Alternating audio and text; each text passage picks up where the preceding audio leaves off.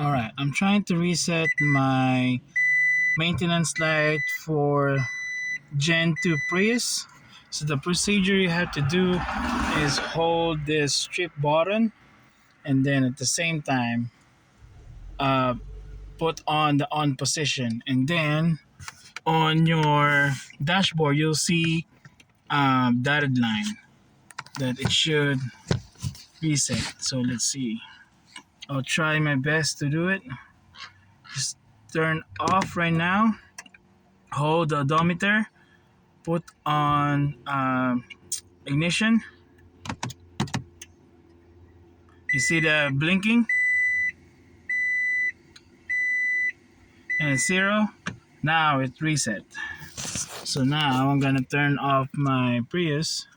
This is 2004 up to 2009 Toyota Prius.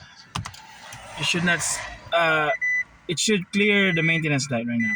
All right. So because I just did the oil change for this car, so that's how you do. First, again, turn off. Uh, Turn on.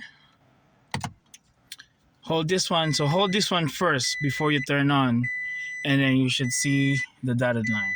All right. That's how you reset the maintenance light for Toyota Prius Gen 2.